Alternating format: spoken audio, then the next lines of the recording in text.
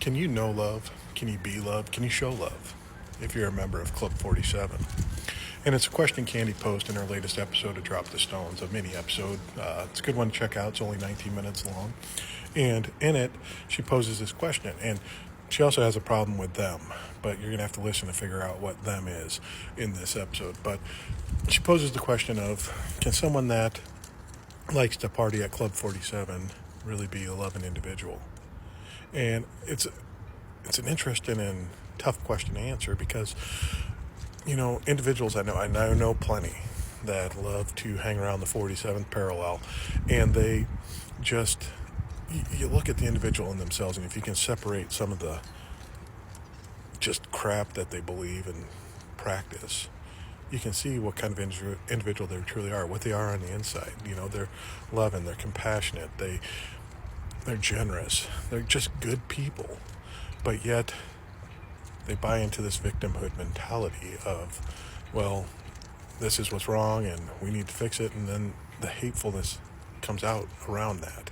And it's one of them things where, I'm kind of thinking, you can't throw the baby out with the bathwater just because, they're wearing a red hat, automatically assign them this thing. You got to look at the individual themselves, and deep down, they're a good individual. They just suffer from cognitive dissonance and delusions that have been fed to them and that they buy into and believe. And how do we reconcile that?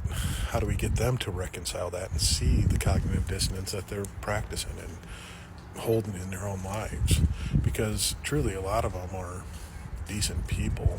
They just been lied to and deceived and convinced that these things are the issues and that this unloving behavior is the answer to solve these issues, to make the world a better place. And if we can just point out to them that maybe if we switch that on its head and start showing a little more love, then we could see some actual change in this world, and you won't be the victim anymore. You can be someone that helps out some of these other oppressed individuals and bring them up to the same privileges that you are afforded in your life. It's not them holding you down, it's the people that are telling you that's holding you down. So it's one of them tough things to reconcile and wrestle with when you see someone with that big red hat on, or someone with a big cross around their neck of, I know you're a decent person, but yet you espouse these awful things. How can we reconcile that? So give the episode a listen. There's some good things in there, and just figure out what them is that Candy has a problem with. And have a blessed morning.